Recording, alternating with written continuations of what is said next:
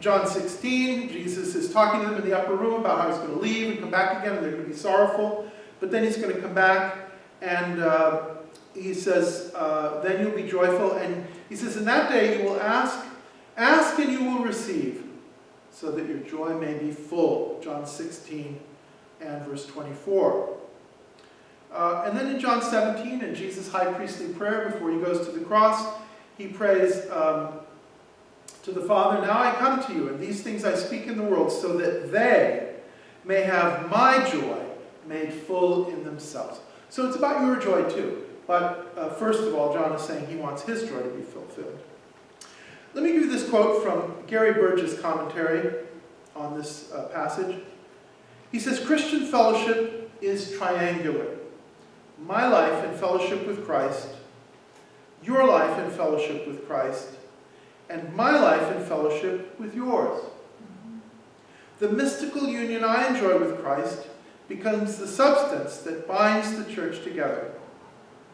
In verse 4, John adds that the net result of such a community will be joy, to make our joy complete. This is a benefit, a byproduct of a genuinely Christ-centered fellowship. So I hope you're experiencing that joy in fellowship. Let me just close with a few quotes and illustrations. This is from Dietrich Bonhoeffer. You may have heard of him. He was a martyr to the Nazis and a Christian theologian in during World War II. He says, the task of pastoral ministry is, above all else, to arrange the contingencies for an encounter with the divine. It's a lot of pressure on me. My job is to arrange contingencies that allow for encounters with God. See, it's not just coming together and eating together and reading a book together and we're a club. It's meeting with God, having an encounter with God. That's what Christianity is about.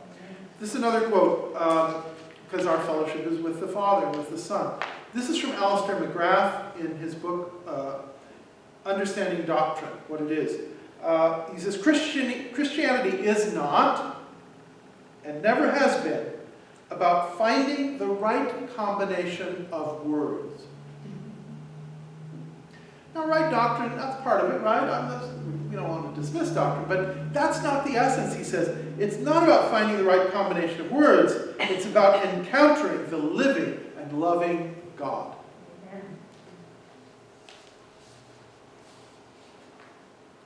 This is from Lloyd Ogilvie. You may have heard of him. The institutional church in America is filled with religious people who desperately need an experience of the living, holy, forgiving, gracious God. Isn't that true? There are a lot of people who go to church on Sunday. A lot of people don't go to church, but there are a lot of people that go to church on Sunday that don't meet with God, don't expect to meet with God. They get their shot of religion, or who knows why they go, to please their family or whatever. Does God show up? I don't know. Maybe he's there and they don't recognize him, but he's saying, we need it more. We desperately need experience with God. One more. I know we're over time a little bit, but we'll close with this. So this is from Stuart Sachs, who was serving as a missionary in Paraguay. He says, a Maka Indian named Raphael came to sit on my porch. I was eating and went out to see what he wanted. He responded, Ham Henek Met. Ham Henek Met. Again, I asked what I could do for him, but the answer was the same. Ham Henek Met. I understood what he was saying, but I didn't understand its significance.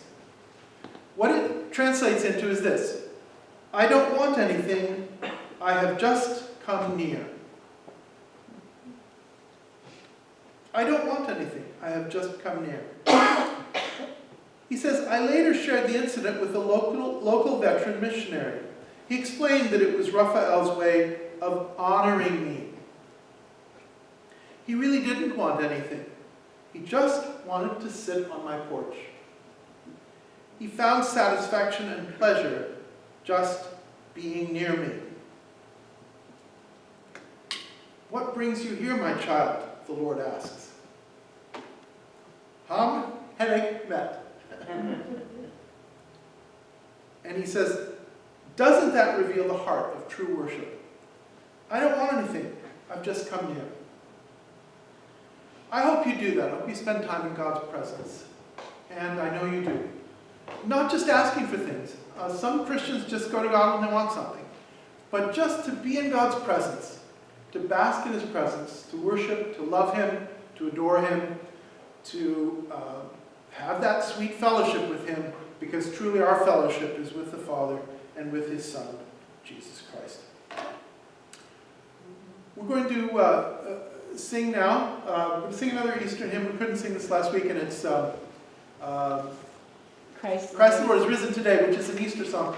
But so pretend it's still Easter. It's Easter time. It's Easter season. And Ed's going to lead us.